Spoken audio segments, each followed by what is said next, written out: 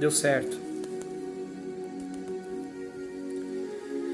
Paz seja convosco, meus irmãos. Uma boa noite. Que o nosso Criador, Ele seja exaltado por minha vida, por sua vida que está presente nesta noite em sua casa, em seu aposento, deitado ou sentado ou em pé, da maneira como você achar melhor. Mas sabendo que você está aí, em sua casa, que Deus em Cristo continue abençoando a tua vida, te protegendo e te guardando, livrando você do mal e dando a você a vitória em nome de Jesus. Está começando aqui mais uma live em casa. E hoje nós temos por título o tema, como de costume, eu sempre deixo o tema na descrição da live. E o tema da mensagem de hoje é as 7 frases de Jesus na cruz. Aleluia! Hoje nós iremos falar sobre as últimas 7 frases que o nosso Mestre Jesus ele falou em seu momento de agonia pendurado na cruz do Calvário. Nós iremos ouvir quais são as frases que ele disse nos seus momentos finais de sua vida para dar de volta para a humanidade a vida que estava condenada ao Hades. Espero que você permaneça conosco, fique aqui nesta live, assista esta live, ouça o que o Criador vai falar com tua vida através do Espírito Santo. Está conosco nos assistindo a nossa irmã Fernanda Campos. Irmã Fernanda Campos, seja bem-vinda. Fernanda Campos, que congrega ali na igreja Assembleia de Deus, Ministério Rosa de Saron. Que Deus em Cristo abençoe sua vida, a vida do seu pastor presidente, pastor Edmar, a todos os obreiros, os membros, aquela casa abençoada, aquela casa de oração. Deus é grande e poderoso. Que Ele proteja a sua família, o seu lar, a vida do seu esposo e de seus filhos, em nome de Jesus. Eu já irei aqui fazer menção da leitura da palavra que nós iremos em seguida falar a respeito disso. E o livro que nós vamos fazer a meditação está intitulado em Mateus, aleluia, capítulo de número 27, versículo de número 32 a seguir. Mateus, capítulo de número 27 e o verso de número 32. Mas antes disso, eu irei aqui orar a Deus e logo em seguida nós iremos fazer a meditação da palavra. Amém? Altíssimo Deus e eterno Pai, Criador dos céus e da terra, graças te dou nesta noite. Eu te glorifico a tua grandeza, a tua soberania diante de nós que somos a tua criação. Eu peço permissão para falar contigo nesta hora. E em nome de Jesus Cristo, que o Senhor ouça esta oração que faço para contigo. Em nome de Jesus Cristo, eu quero neste momento agradecê-lo pela vida e por mais um dia de vida. Quero aqui agradecer por este dia maravilhoso que foi concedido a todos nós, que o sol viesse a brilhar sobre a vida de todos. Também quero lhe agradecer, ó Deus, em nome de Jesus, que nos momentos difíceis que nós estamos vivendo, nós encontramos a paz interior. A nossa alma, ela se alegra em Cristo, porque o nosso Cristo, Ele nos conforta, Ele nos fortalece. Em nome de Jesus também eu quero agradecer pela vida de minha família carnal paterna, a vida de meu pai José Lopes, a vida dos meus irmãos Fernanda, Silvana, Patrícia, Lucas e Beatriz. Que em nome de Jesus, o nosso Cristo, o Senhor guarde a vida de minha parentela. Proteja-os, livra-os do mal, continue abençoando a vida deles, em nome de Jesus. Também quero aqui, não posso deixar, ó Pai Celestial, de mencionar algumas pessoas. Uma delas é por todos aqueles que oram e intercedem pela minha vida. Que neste momento o Senhor retribui a eles 2 vezes mais aquilo que eles fazem por mim, me apresenta na sua intercessão, para que então o Senhor venha cuidar de mim. Muito obrigado. Peço que perdoe os meus pecados, os meus erros, as minhas falhas. E eu te peço perdão, ó grande Deus, em nome de Jesus. Abençoa esta pessoa que está assistindo nós neste momento. Que a tua palavra, Pai, chega sobre o lar desta pessoa. Transforme a vida dela, restaure. E em nome de Jesus, alimente a sua vida de uma maneira transcendental, de uma maneira grandiosa, e que a abundância esteja sobre a vida desta pessoa em nome de Jesus. Que nunca falte o alimento em sua casa. Que nunca falte, qualquer que seja aquilo que os teus filhos precisam, que o Senhor venha dar a eles pela necessidade, o seu sustento. Termina esta oração dizendo: muito obrigado, grande Deus, pois eu irei aqui, com tua permissão, falar de tua palavra, o Evangelho de Jesus, o nosso Cristo, genuíno, simples, verdadeiro e eficaz. Que o Espírito Santo tem toda a liberdade de falar sobre a minha vida para aqueles que irão ouvir. Em nome de Jesus eu te agradeço. Amém e amém. Louvado seja o Eterno. Também aqui eu quero externar a Deus gratidão pela vida do nosso irmão Ailton Oliveira. Deus em Cristo continue te abençoando, meu amigo guerreiro. Que Deus continue te dando força sempre, vigor aí, para você continuar trilhando e buscando os seus ideais. Que o propósito que estiver na sua vida, ele seja alcançado por sua busca, por sua determinação e vontade. Eu te desejo o melhor de Deus para a tua vida sempre. Amém? Tamo junto. Forte abraço, permaneça conosco e ouça o que Deus vai falar. Está conosco também nos assistindo a minha namorada, Laila Silva. Te amo, você é meu presente de Deus.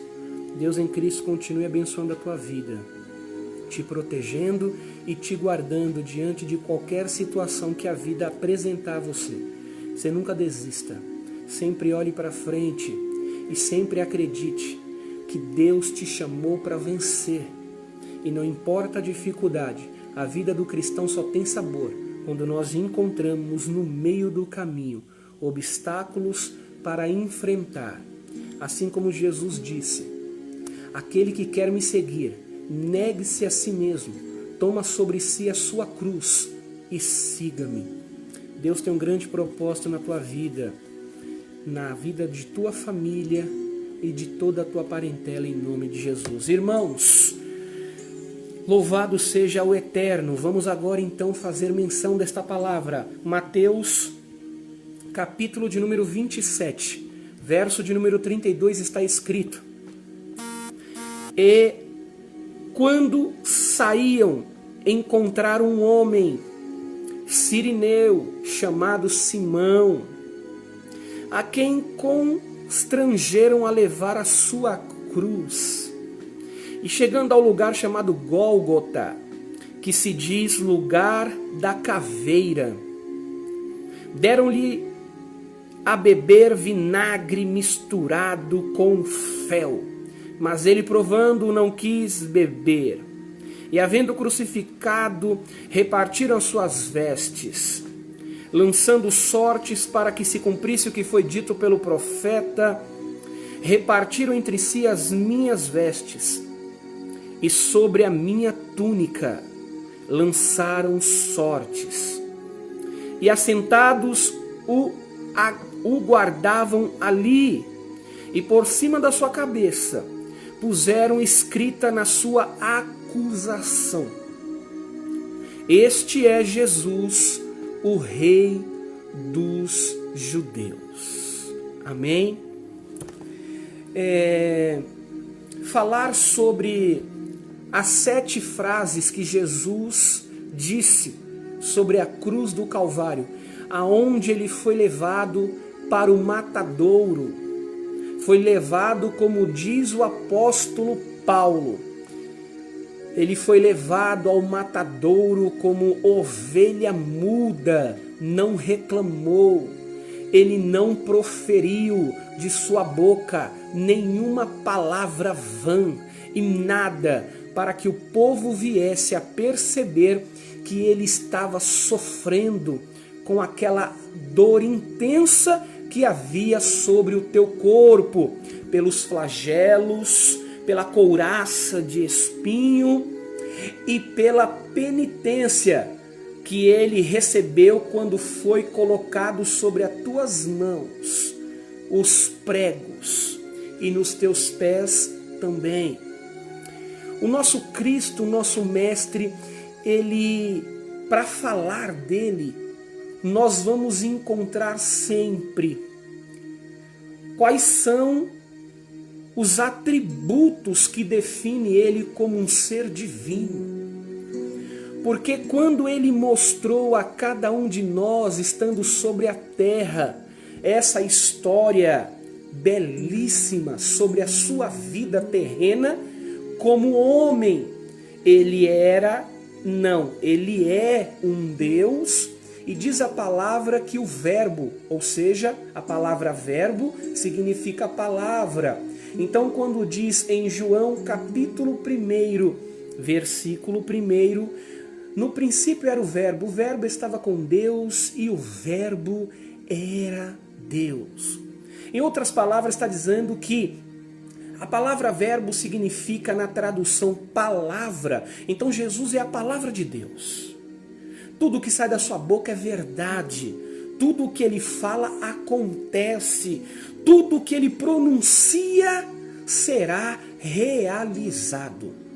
Naquele momento nós descobrimos então que a palavra, ela se encarnou, ela se fez carne e habitou entre nós.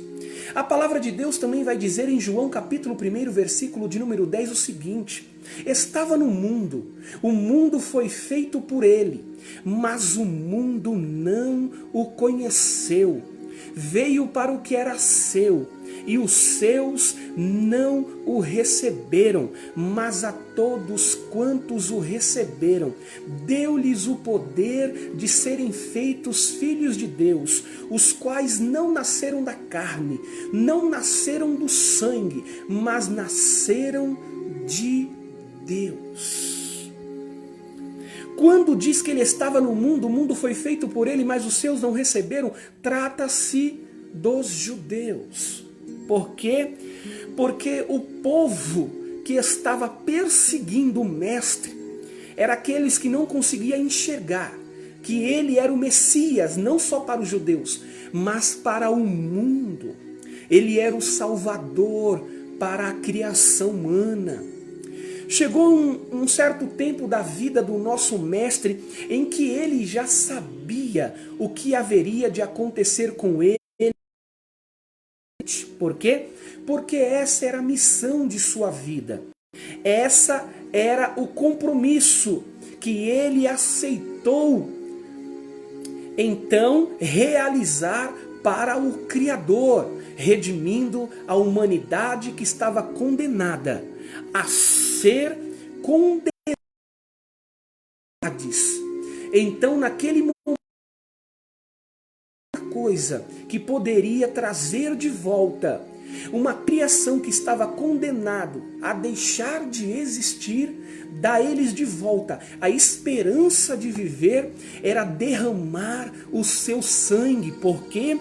Porque o sangue dele sendo derramado é um sangue santo, é um sangue divino.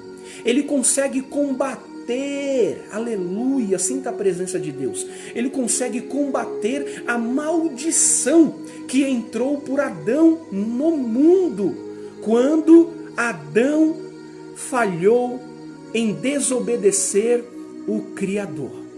Preste atenção.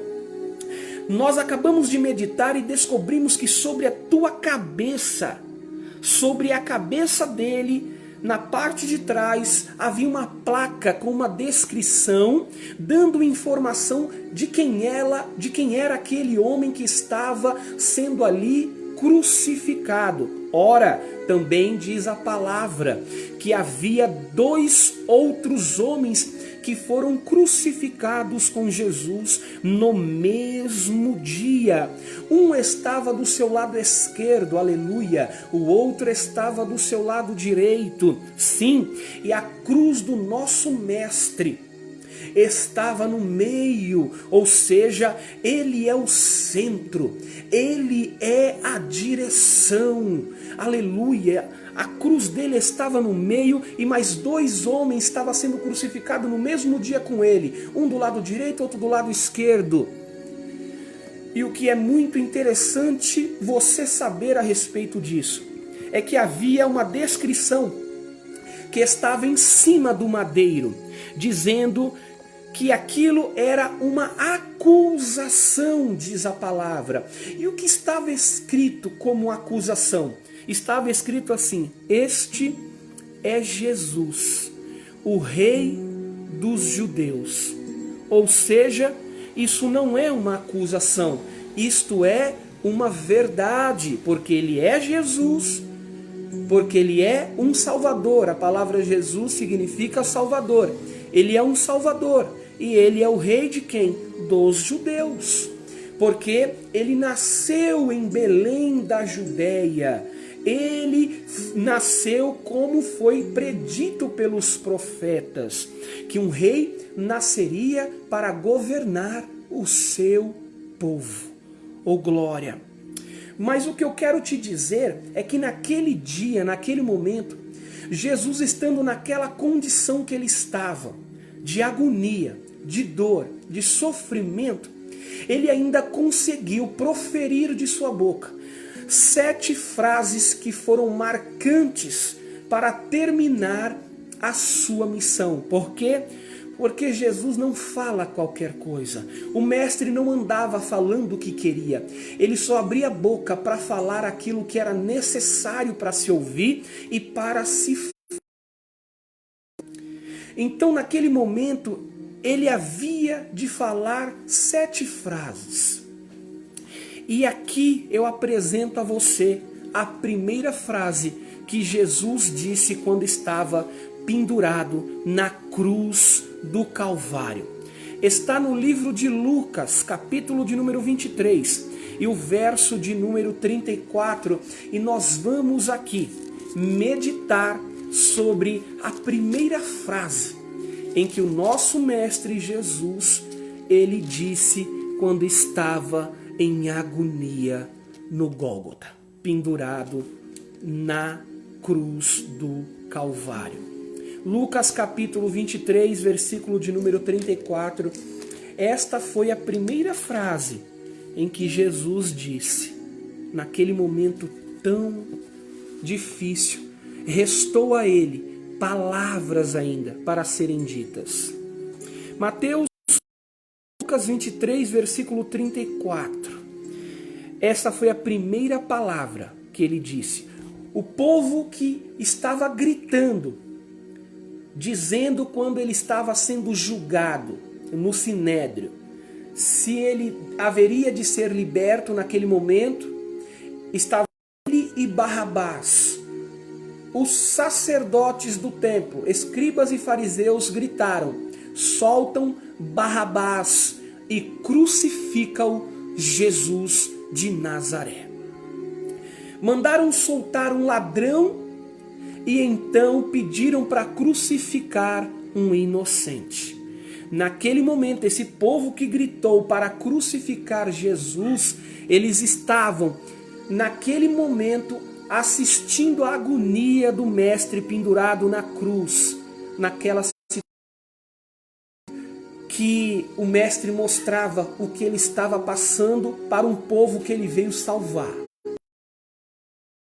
Ele gritou: crucifica, estava ali diante dele. E a primeira frase que ele disse quando ele olhou e viu que o povo que gritou crucifica estava ali, vendo ele sofrer até morrer.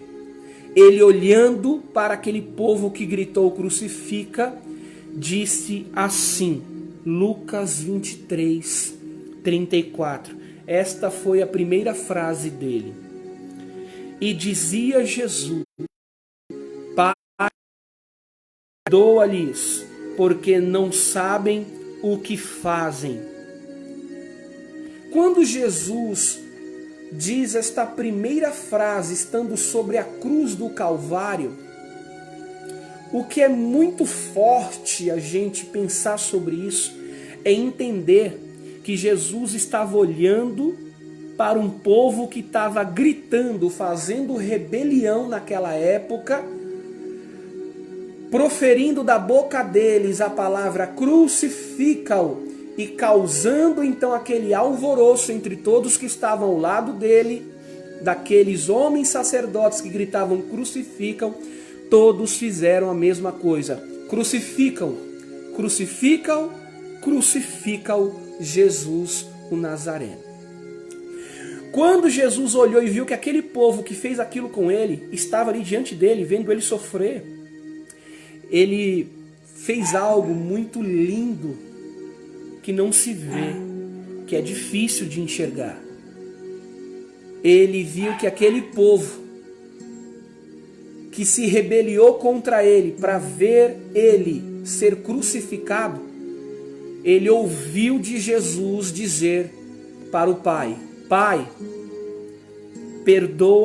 perdoa-os, porque eles não sabem o que fazem. Ou seja, Jesus estava dizendo para o Criador, Pai, esse povo que eu estou pedindo para que o Senhor perdoa, é o povo que estava gritando naquele dia que eu deveria ser crucificado. Eu quero que o Senhor perdoa eles, porque eles não sabem o que fazem. O que eu aprendo com isso, o que você deve aprender, é que existem pessoas que nos entendem de maneira errada. E quantas pessoas já gritaram para você em situações difíceis da sua vida, pedindo que você viesse a ser crucificado, ter causado rebelião que estavam próximas delas e disse, olha, crucifica-o, ele merece, ele tem que sofrer, tem que padecer. E você passou por situações difíceis e você descobriu que aquelas pessoas que gritavam para você ser crucificado, você conseguiu perdoar elas. Perdão não é todas as pessoas que liberam. As pessoas não conseguem usar esse atributo, porque você usar o perdão para alguém que te fez sofrer, te maltratou, quase destruiu a sua vida, e você ter que olhar para ele e liberar perdão, isso é um dom. Isso não é para qualquer pessoa. A segunda frase de Jesus na cruz está no mesmo livro, de Lucas 23, versículo agora 43, aonde ele diz a sua segunda frase. E lá ele diz assim, disse-lhe Jesus, em verdade te digo que hoje estarás comigo no paraíso. Havia dois salteadores, um do lado esquerdo, um do lado direito. Um é da rejeição, o outro é da aceitação. O da rejeição, levantando sua voz em alto e bom som, ele então começa a dizer, se tu és o Filho de Deus, desce da cruz, salva-te a ti e a nós mesmo. Quando ele então diz estas palavras para o Mestre Jesus, logo em seguida, Jesus sabia que não era um homem que estava falando daquela maneira, que aquelas palavras não saíam da boca de uma pessoa consciente, que num seu momento de sofrimento, como o Mestre estava passando, não faria aquilo. Mas quem estava falando, Jesus sabia. Estava por trás o acusador. O acusador então falou sobre a vida daquele homem, usando a sua boca para dizer aquelas palavras. Se tu és o Filho de Deus, desce daí. Só que a missão de Jesus não era obedecer e nem acatar o que o mal falava. O confronto que estava destinado a ele faria ele se render. Ele só se rende a um. Esse é o seu Criador, quem enviou ele. Então naquele momento ele se cala. Mas o seu amigo da cruz direita, que era o salteador, que juntos foram crucificados no mesmo dia, ele disse: nem ao menos tem respeito por este homem que está pendurado. Ele nada fez para estar aqui, mas nós sim, nós merecemos ser punidos, mas ele não. Respeite este homem. Em seguida, ele olhando para o mestre, ele percebe a oportunidade que ele tem, já que a sociedade estava condenando ele a ser morto pelo crime de cruz, que era naquela época o crime de um grau mais alto que tinha. A pessoa que era condenada à cruz era porque ele tinha feito algo muito grave. Porém, o que estava no meio, chamado-se Jesus de Nazaré, ele não cometeu nenhum crime e estava sendo condenado ao maior grau de crime da história. Uma pessoa justa sendo crucificada por um alvoroço de uma multidão, onde não havia nele falha, erros e nem crime algum. Então, quando aquele homem defende o mestre, logo em seguida, ele pega a oportunidade, sabendo que ele ia ser morto. Ele então pede naquele momento, em outras palavras, perdão para Jesus. E como nós descobrimos que ele pede perdão? Ele diz: mestre, quando entrares no teu reino, lembra-te de mim quando entrares no teu reino. Quando ele faz isto, logo então Jesus diz a sua segunda frase na cruz. Ele diz assim: em verdade te digo que hoje estarás comigo no paraíso. Aleluia. Em outras palavras, Jesus estava dizendo para aquele homem: já que a sociedade está te condenando por um crime, eu estou perdoando você, porque você está se perdoando, pedindo a mim perdão do seu erro, porque você está pedindo para mim lembrar de você quando eu entrar no meu reino. Você soube e descobriu que eu sou um rei. Então hoje, filho, eu digo a você para acalmar a tua alma: hoje você estarás comigo no paraíso. Aleluia. Ou seja, Jesus perdoa o erro de qualquer pessoa. Não importa o que ele faça, não importa como é o erro. Se a sociedade então julga e condena, Jesus, ele sabe dar uma sentença justa. Ele perdoa os pecados e salva aquela vida. Amém? Vamos para a terceira frase de Jesus na cruz, que está em João 19, 26 e 27. Oh glória! João capítulo 19, versículo de número 26 e versículo de número 27, está escrito assim a palavra de Deus. Esta é a terceira frase de Jesus na cruz. A primeira ele disse para o Criador perdoar o povo porque eles não sabiam o que fazia. A segunda ele disse para um homem que estava para ser morto na crucificação no mesmo dia que ele, quando ele pede para ser lembrado, quando o mestre chegar no reino. Ele então fala a sua segunda frase na cruz, que ele estaria com o mestre no paraíso. A terceira está no livro escrito por João, capítulo 19, versículo 26, que está escrito assim: ora, Jesus vendo ali sua mãe, a mãe dele, Maria, estava naquele dia vendo Jesus, o seu filho, sendo crucificado, gemendo não, mas calado como ovelha muda, aguentando aquela dor intensa, esperando a última frase que ele haveria de dizer para terminar a missão mais histórica e uma história mais complexa, uma história mais terrível que a humanidade pode compreender. O Filho de um Deus ser crucificado injustamente pela maldade dos homens. Vamos ver qual é a terceira frase? Essa é a terceira frase. A mãe dele está vendo ele pendurado e sofrendo, chorando, naquela frustração, querendo fazer alguma coisa e ela não podia, porque aquela era a missão do mestre, aquela era a missão de seu filho. E diz assim: ora, Jesus vendo ali sua mãe, ele estava vendo ela, e que o discípulo a quem ele amava estava presente. Quem era o discípulo que Jesus amava? Era Tiago, o seu irmão. Em seguida, olha o que acontece. Jesus, olhando para aquela mulher, ele olha para ela e diz assim: mulher, eis aí o teu filho.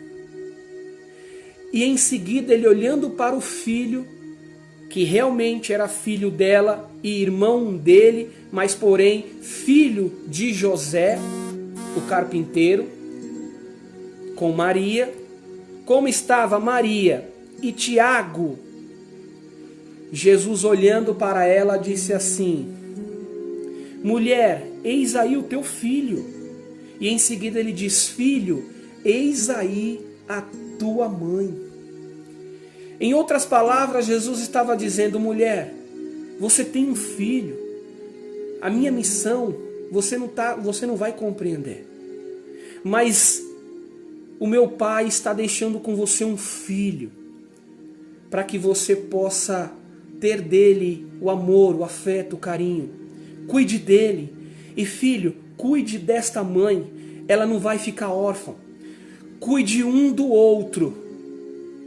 Quando Jesus faz isso, então logo naquele momento Maria começa a se acalmar. Ela começa a entender que Jesus está indo, mas ele estava deixando para ela um filho que pudesse cuidar dela também, que pudesse dar a ela carinho, afeto, amor, e dar a ela naquele momento força para que ela e ele juntos viessem a entender o plano divino do Criador para a humanidade. Aleluia! Está conosco nos assistindo Miguel, passe já convosco, Miguel. Está conosco nos assistindo nosso irmão Tiago Azevedo. Paz, meu irmão, seja bem-vindo, fique conosco. Estamos terminando esta live. A quarta frase de Jesus na cruz, Mateus capítulo 27, versículo de número 46. Aleluia! Mateus capítulo 27, versículo de número 40. Aleluia! E 6.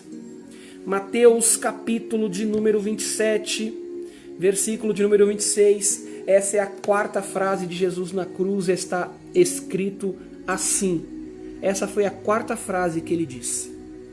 Depois de ter dito para a mãe de Tiago: mulher, eis o teu filho aí. E disse: filho, aí está a tua mãe. Ele estava dizendo: agora é momento de um ou outro se confortar, se fortalecer, porque eu vou estar entre vós até a consumação do século. Se acalmem, fiquem tranquilos, eu não deixarei órfãos, eu estarei contigo. A quarta frase, Mateus 27, versículo 46, está escrito: e perto da hora nona, 3 horas da tarde, era a hora em que Jesus estava sendo crucificado. Hora nona quer dizer 3 horas da tarde. Então, perto das 3 horas da tarde, exclamou Jesus em alta voz, dizendo: Eli, Eli, lama sabachthani. Isto é, Deus meu, por que me desamparaste? Em outras palavras, naquele momento, Jesus estava numa agonia muito grande, aonde ele diz esta frase: Deus meu, por que me desamparaste? Não no sentido em que o Criador estava desamparando. É porque naquele momento a missão era do filho, ele tinha que aguentar.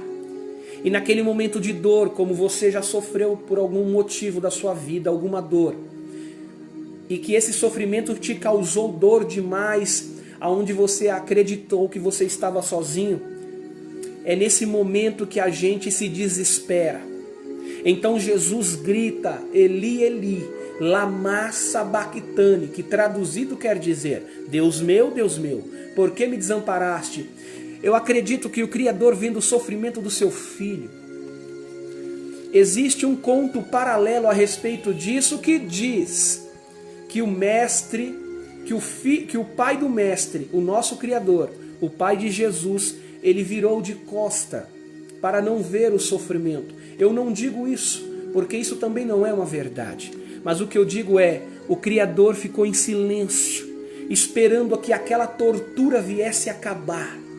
Porque qual é o pai que ver um filho sofrendo não quer ajudá-lo? E naquele momento ele sabia que se ele ajudasse, ele ia contra os princípios da missão.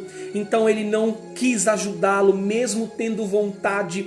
Ele segurou aquela dor junto com o filho.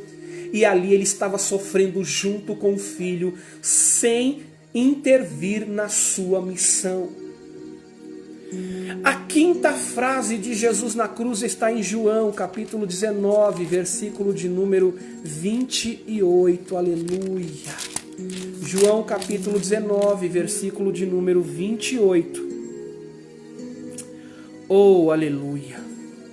Essa é uma parte muito difícil, porque está se aproximando do término da missão do Mestre, aonde ele sabe que ele está indo para o fim daquela tortura, daquele sofrimento. E ele está indo de maneira perfeita, de maneira divina. Ele está respeitando os princípios da missão, calado. Ele sente sede e ele pede de beber. Naquele momento, então, diz a palavra em João 19, 28, esta é a quinta frase de Jesus na cruz, ele sente sede. E ele diz assim, ó, depois sabendo Jesus que já todas as coisas estavam terminadas, como eu acabei de dizer, estava se aproximando do fim da sua missão, para as Escrituras se cumprisse, ele disse, tenho sede. Esta é a quinta frase. Ele olhando disse, tenho sede. Logo, um soldado romano pega uma lança e com isopo na ponta da lança, como se fosse uma esponja, ele coloca num balde que não está com água, mas com vinagre. E levando para o alto, ele encosta na boca de Jesus e dá a ele, no seu momento de sede, no lugar de beber a água, ele dá sobre a boca do mestre vinagre. Quando isso acontece, então Jesus descobre que está próximo de se cumprir a missão, porque isso foi predito também, que haveria de trocar a água. E quando isso aconteceu no seu momento de sede, ele descobriu que estava terminando a sua missão. Quando é que você sentiu sede e pediu água a alguém, e alguém trocando a água que mata a tua sede, deu a você de beber vinagre? Nunca. Trataram o nosso mestre de maneira brutal, de maneira horrível, até o final de sua missão. O que ele passou é incompreensível na mente humana, porque não conseguimos chegar a uma compreensão exata desse tipo de sofrimento. Como alguém tão bom, tão verdadeiro, tão justo, sofre uma maldade perversa de uma criação que o pai dele criou para ele. Este presente é de Jesus, é por isso que ele veio na missão. Ele veio resgatar de volta o presente que o pai deu a ele, a criação humana. Ele conhece muito bem essa criação. Ele estava presente no dia que ela foi criada. E eu vou dizer uma coisa: dura coisa é o que Jesus passou por ele ter descoberto aonde é que o ser humano pode chegar com a sua maldade. Qual é o tamanho da maldade que o ser humano pode apresentar? Ele mostrou isso para o Filho do Criador. Aonde era o tamanho desta maldade que eles mostraria para Jesus. E Jesus conheceu esta maldade. Crucificaram o Filho do Criador. A sexta frase de Jesus na cruz está no mesmo livro de João, capítulo 19, versículo 30, que diz assim: estava, pois, ali um vaso cheio de vinagre, e encheram de... Estava, pois, ali um vaso cheio de vinagre, e encheram de vinagre uma esponja, como eu disse. E pondo num isopo, lhe chegaram à boca. E quando Jesus tomou o vinagre, ele disse essa sexta frase: está consumado. Ou seja, a palavra consumado quer dizer e significa acabou. Quando o isopo encosta na boca dele, na quinta frase que ele diz tenho sede, encosta sobre a boca dele, como eu falei, um isopo, uma esponja na ponta de uma lança, pegaram um balde, colocaram vinagre, colocaram dentro, levantando para o alto, colocaram na boca de Jesus. Quando fizeram isso, ele disse a sexta frase, ele disse: olha, acabou, está consumado. Em outras palavras, Jesus está dizendo para o povo: chega, até aqui deu, pronto, já é o suficiente. Acabou, Pai. Eles já provaram o quanto eles são maldosos. Eles provaram o quanto eles podem praticar o mal de uma forma intensa contra qualquer um. Mas eu sou a missão deles. Então, eu sou o único que pode salvá-los. Quando Jesus diz acabou, a palavra então diz que ele, inclinando a cabeça, aleluia, ele então, oh glória, inclinando a cabeça, ele entrega o Espírito para o Pai. A sétima frase de Jesus na cruz está em Lucas 23, versículo 46. Lucas capítulo 23, versículo de número 46. Oh glória! Essa é a última frase e nós vamos terminar esta live. Louvado seja Deus com esta palavra para a tua vida. Essas foram as 7 frases de Jesus na cruz. Esta última está em Lucas 23, versículo 46, aonde ele diz a última frase. Versículo de número 46. E clamando Jesus em grande voz, ele disse: Pai, nas tuas mãos entrego o meu espírito. E havendo dito isto, ele expirou, ou seja, ele deu seu último suspiro.